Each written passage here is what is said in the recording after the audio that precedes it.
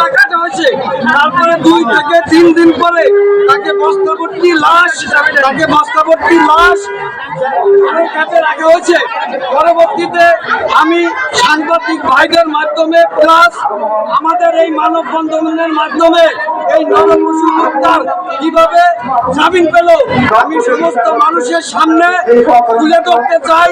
এই সাহেবকে অতিলম্বে প্রত্যাহার করে এবং যে আয়ু সাহেব এই রিপোর্ট লিখছে তাকে প্রত্যাহার করে পুনরায় তদন্ত করে একটা সার্বিক সমস্ত মানুষের